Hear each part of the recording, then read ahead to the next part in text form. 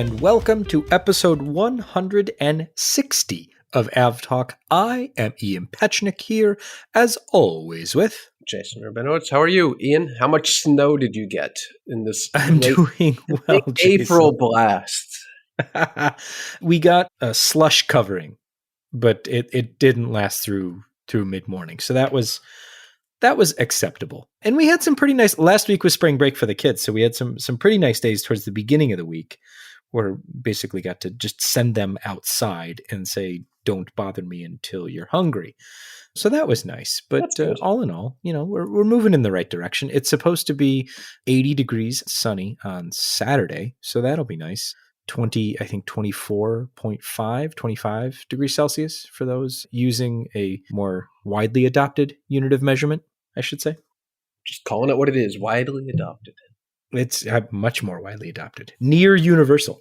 Wow. So yeah, how are you, sir? Fine. It's not snowing here, so I'm better than you. All right. No, it's not bad. It's not bad. It's been very dreary the past couple of days. But we will look forward to the sun coming back soon. In the meantime, let us dive into this week's news.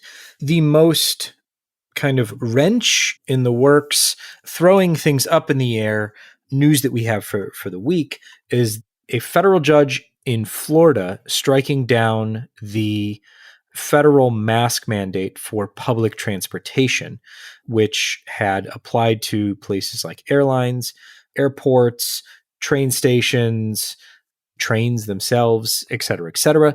The federal judge is saying that mandate is not enforceable. And then the TSA, which had been responsible for the implementation of the CDC's recommended mask usage, they said they were no longer going to enforce it. Airlines rushed to say, okay, everybody can take off their masks. The Department of Justice, which would have the responsibility for appealing that ruling, has said, we're waiting to hear from the CDC. The CDC has said, you'll hear from us in a couple of days. We're still trying to figure all of this out. And who knows whether or not they'll appeal. All of this is to say that this is happening. Let's see, it happened 14 days. So one day before, so 14 days before the existing mask mandate was due to expire on the 3rd of May. So it's unclear to me, even if the Department of Justice does appeal this ruling, what would happen to such a mandate anyway.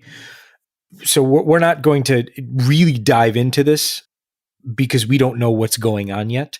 It remains to be seen exactly what happens, whether this just goes away completely for good, whether or not there's some sort of procedural appeal, whether or not there's some kind of we reserve the right to appeal, et cetera, et cetera. But it'll be interesting to see what happens over the next couple weeks as we move up to that May 3rd date to see what the CDC and the DOJ decide to do.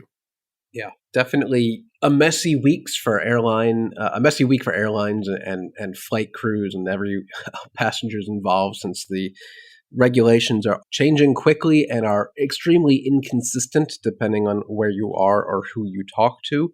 So hopefully this will subside over time. And I'm not going to say either way whether I want it to be a thing or not, but at this point, I hope it's not reimposed simply because it's just going to be a giant headache to go back from where we are today. Yeah. And we can do a whole podcast episode about mandates and decisions, public policy decisions throughout COVID that perhaps, whether or not you agree with the idea behind them, have been imposed so haphazardly, ham-handedly, that sometimes wanting to do the right thing as far as taking a public health decision has been implemented and caused more harm in the long run in the way it was implemented. We could possibly do a whole episode about that, but I don't think we're quite there yet in being away from some of these policies to have a wide enough view to do that. But yeah, there's certainly something to be said for that. So pack your patience and be nice to everyone that you meet, whether or not they are wearing or are not wearing a mask, and just be good people to each other is all I implore. Yeah, as good, we try and figure good all of this out. advice. I'm a little disappointed that some of the U.S. airlines have been so quick to say that they will start unbanning passengers that they banned during COVID because they refused to wear a mask. In my opinion, those people should still be banned for quite a period of time. If they're not able or willing to follow crew instructions and follow the rules like everyone else, they shouldn't be allowed to fly. And I think a few of them have said they will still continue to ban some of the passengers with more egregious behavior. But to me, in my eyes, the people who were already banned have lost the privilege to fly with that airline and should be continually banned. But at the end of the day, the accountants win. Whatever revenue they'd get from the 1,000 or so passengers, they want it back. Two things there. One, on the flip side of that, the FAA has said their zero tolerance policy will continue indefinitely. So if you're not following the directions, if the crew decides that you are basically breaking the law and this results in some sort of enforcement action on the FAA's part. So I think that's a good part of it. The second thing there is, as far as the accountants winning and things like that, on the flip side of that, how many people that are banned from an airline are going to rush back and fly that airline again? Well, like we say all the time, the second they see another very low fare on whatever the airline they were previously banned from, they'll go right back. I so wish we could figure out like who is banned, not like publicly list their names or anything like that. Just find out what airline they were banned from and then find out what airlines they fly in the future. I mean, purely just from like a data perspective, I would find that very interesting. Well, there was the case of, what was it, the state senator in Alaska who was banned from Alaska Air when Alaska was the only option to get from, I think, Juneau to Anchorage, creating a huge problem, well, self-imposed problem. I wonder if that particular person is unbanned from Alaska now. You know what? That's a really good question. So Alaska Airlines, if you're listening, that's a tough gig. Moving on.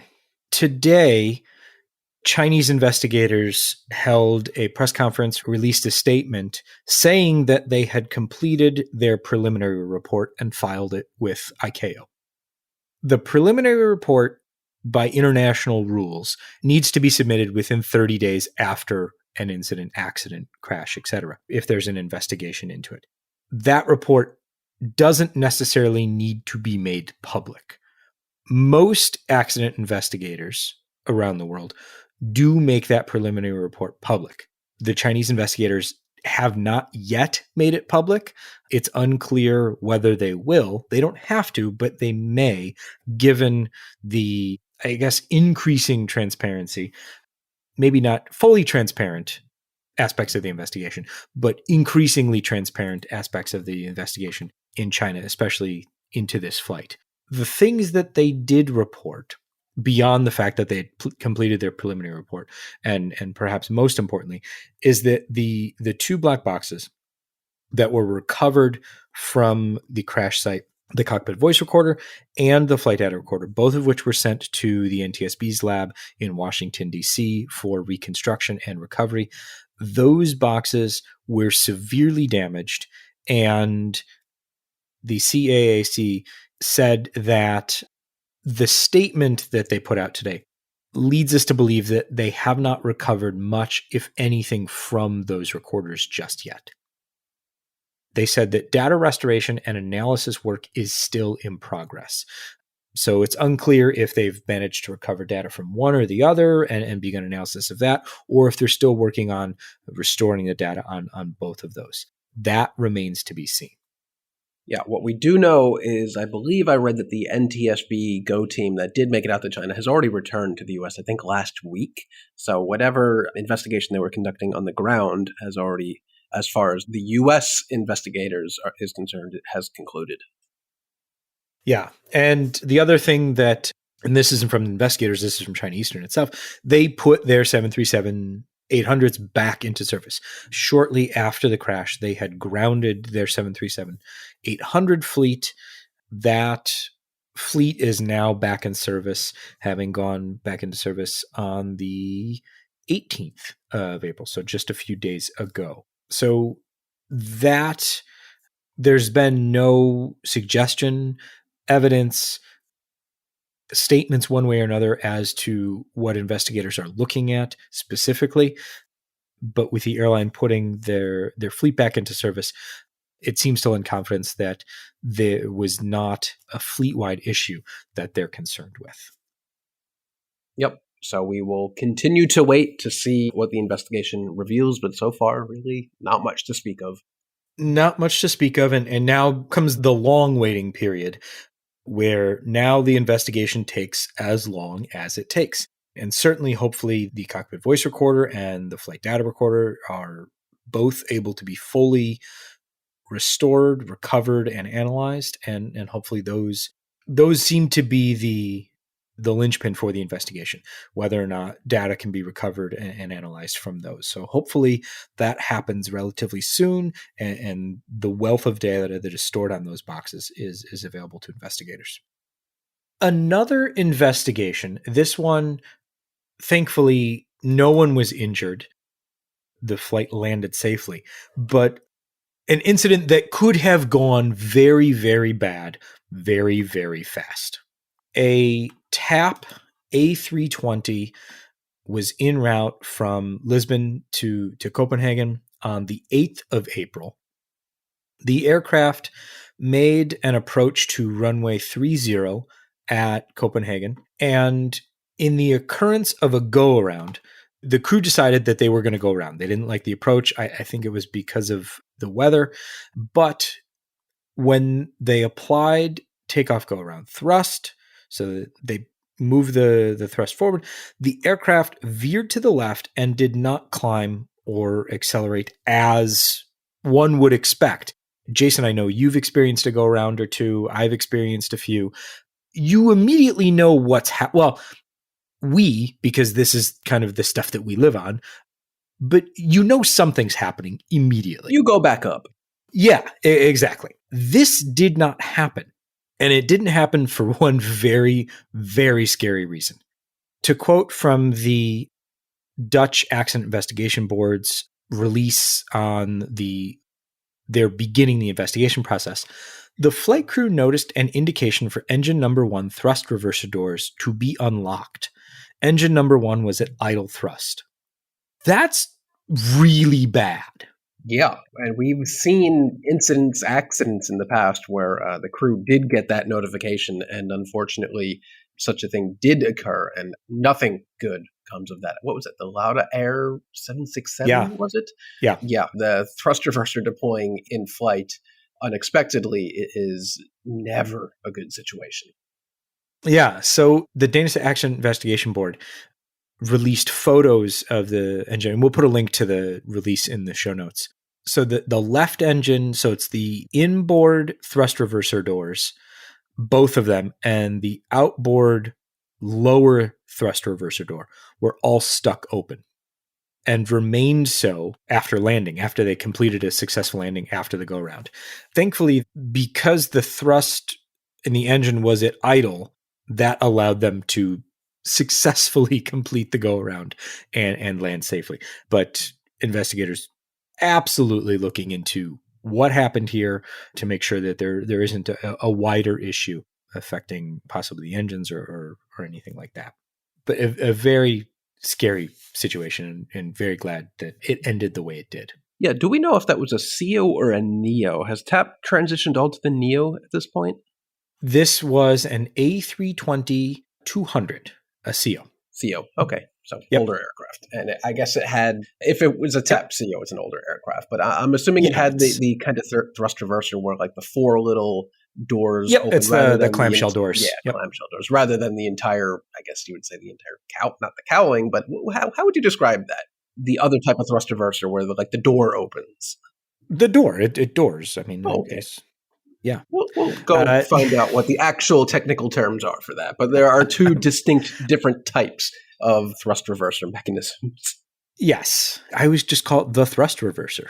I mean, what else do you call it? I don't call it anything else. But if there are 2 distinct types with 2 different mechanisms of opening, must be a way to refer to them differently. We will figure it out, and that will be listed in the show notes through the miracle of homework for Ian.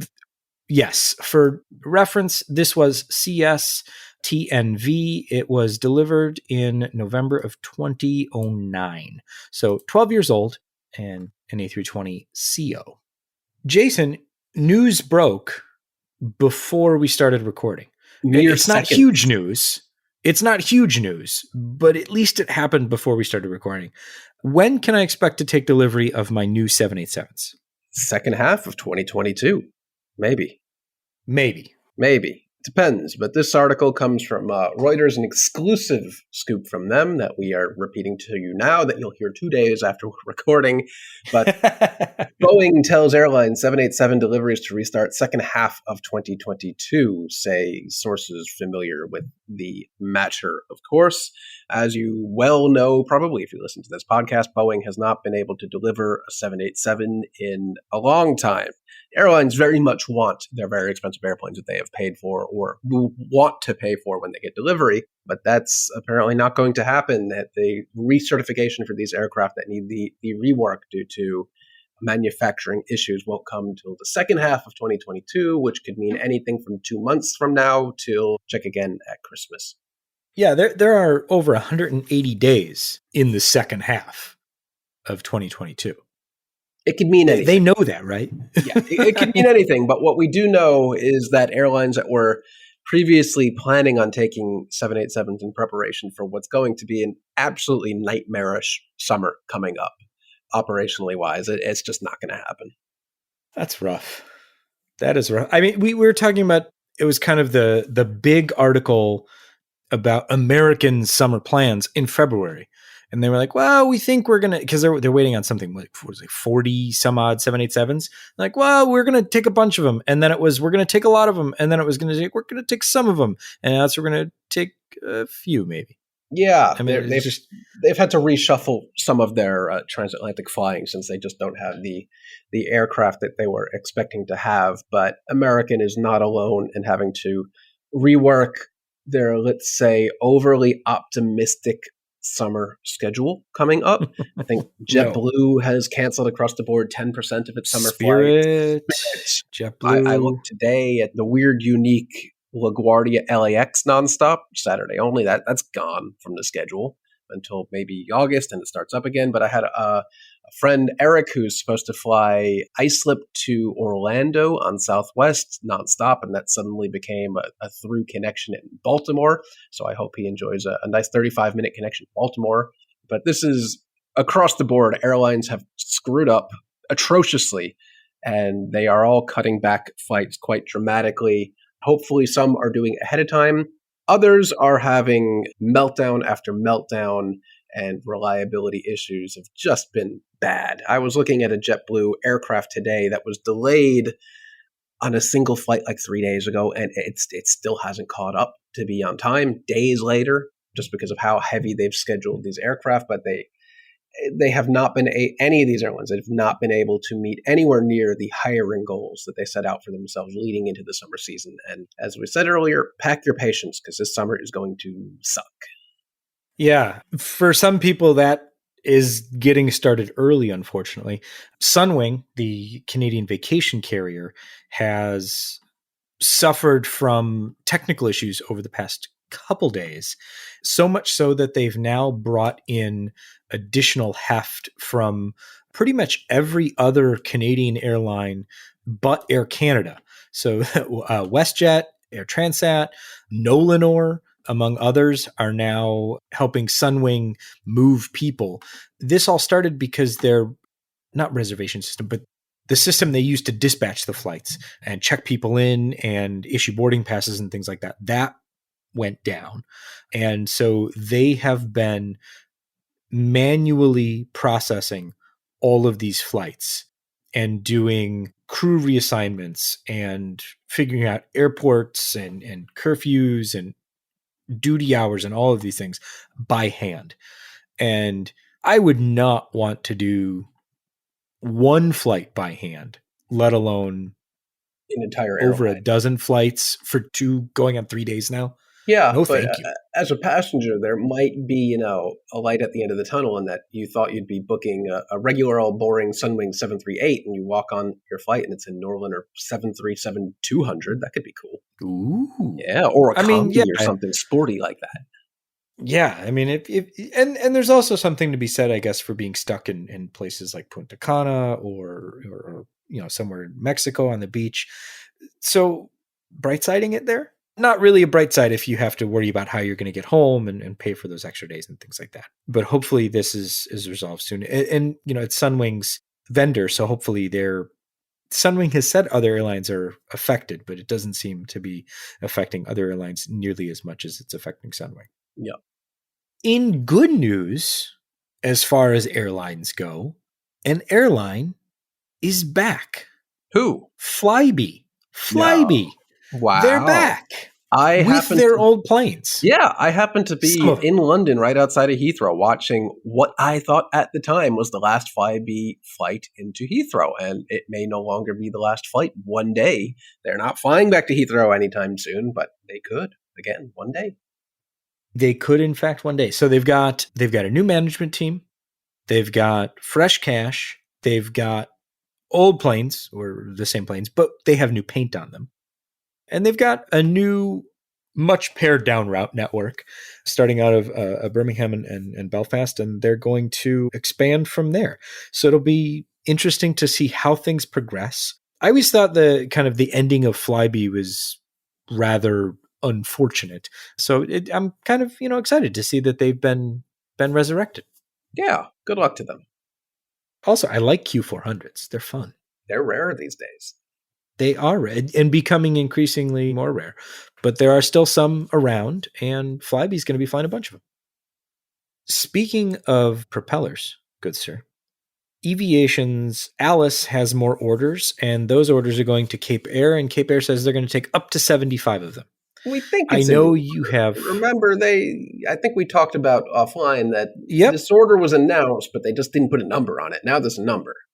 The understanding I have is that there was an order. Now the order has a number, but the number is more than the order without a number. At least that was my understanding of it. Okay. I don't really understand much of it all, but I only say that to say that Aviation's Alice test aircraft out in Washington has been much more active, and hopefully the first flight is coming soon. It's a good looking plane, and I do want to see it fly soon.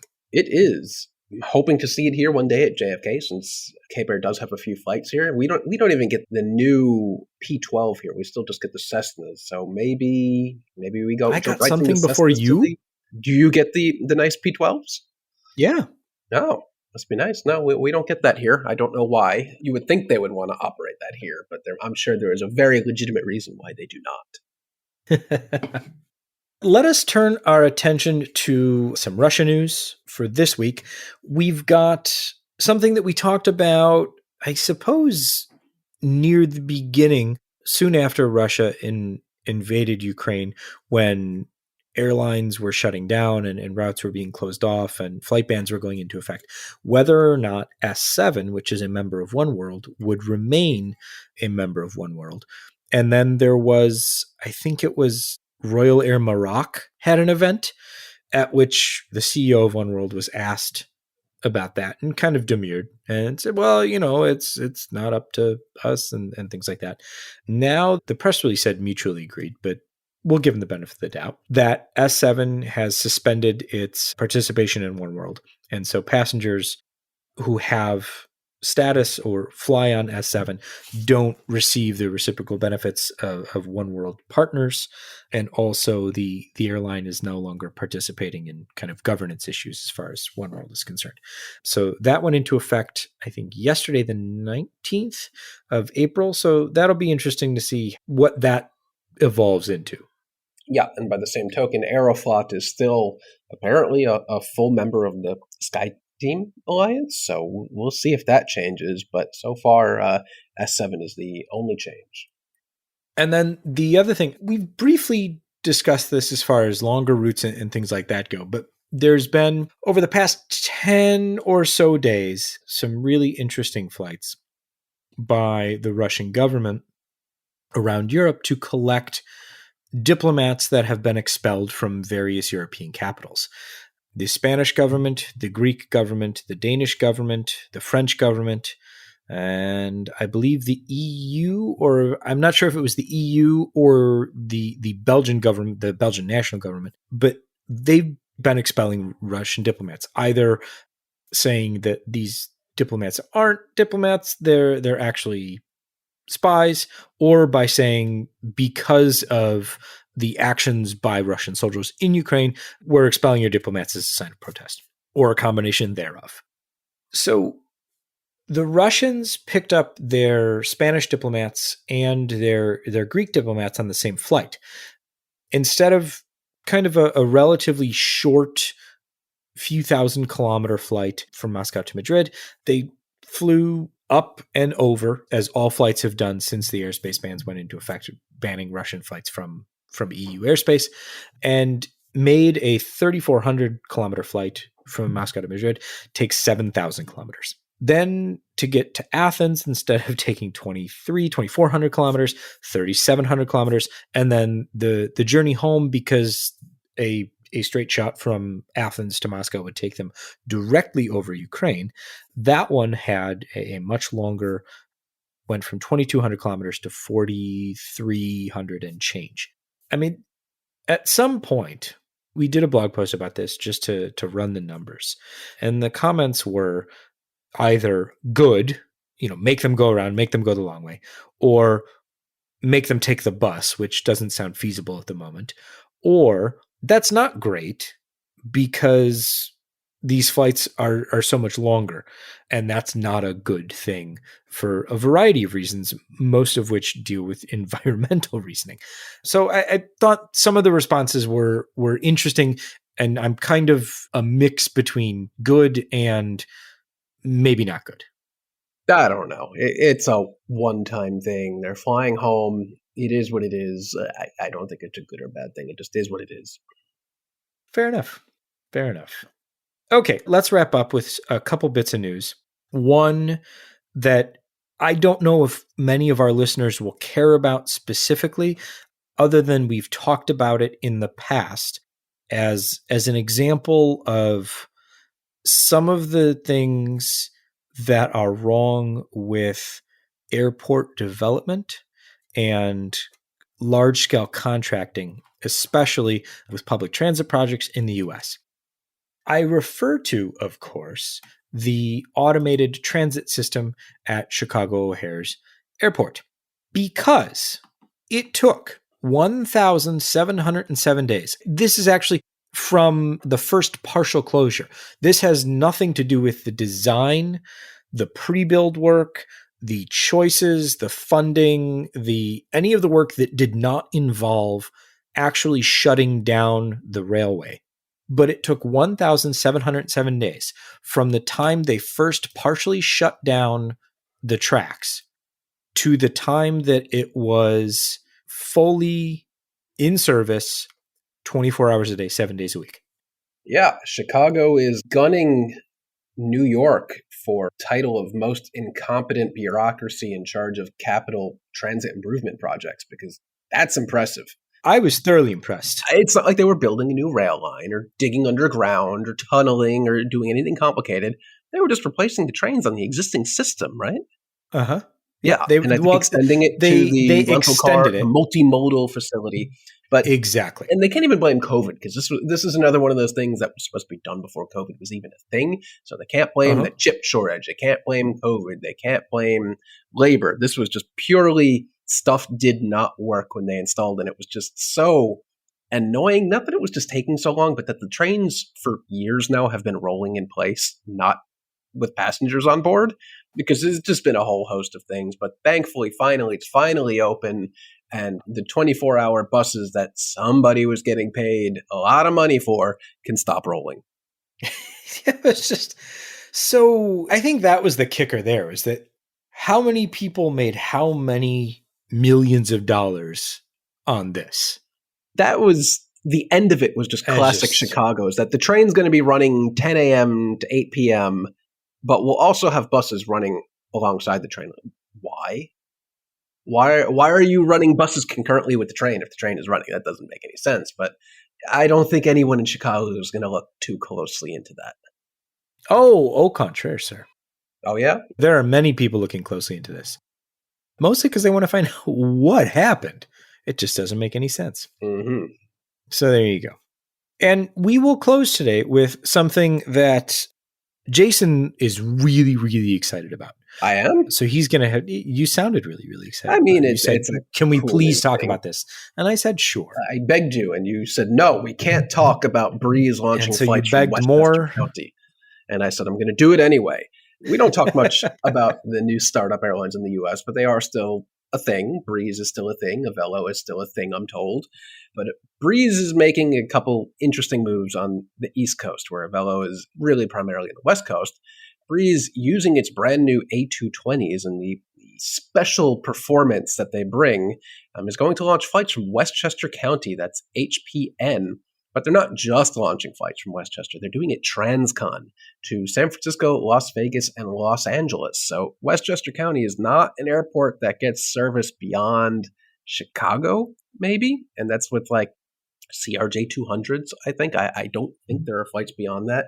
But that is a significant power move to have transcontinental flights out of Westchester, in addition to a host of other cities, Charleston, Savannah, Norfolk, Jacksonville, and New Orleans, with a stop in Charleston, was it maybe? I'm not quite sure. But this is going to appeal to a lot of people in the suburbs north of New York City and into Connecticut to have a transcon option out of a non-JFK or Newark airport.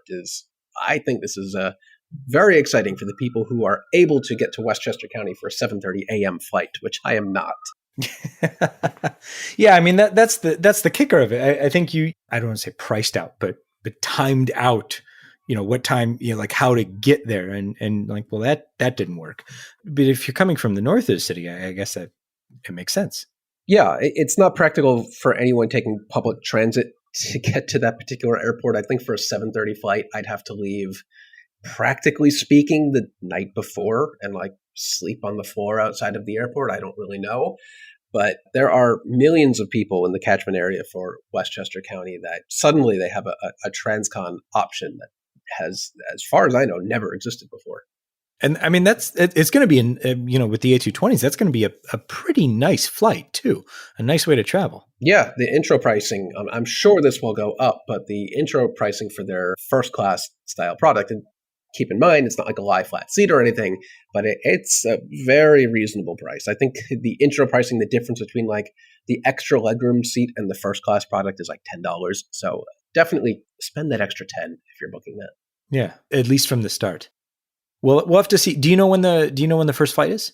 Those flights, I think, start up in September, but the more regional flights to like Charleston, Norfolk, Jacksonville, that starts June 28th. Well, then we've got time to figure out if we can get on one of the first ones. I would like to, but I would like to not wake up at 4 a.m. to get to one of those flights. I'm happy to spring for like a sandwich and a cup of coffee if you're willing to sleep on the floor of the airport. Nope. I think that would make for a great episode of the podcast. I will meet you there via a Delta flight from JFK. Oh, what could possibly go wrong? So little. So little. And on that note, let's call this an episode. Episode 160 of AvTalk. I am Ian Petchnick, here as always with Jason Rabinowitz. Thanks for listening.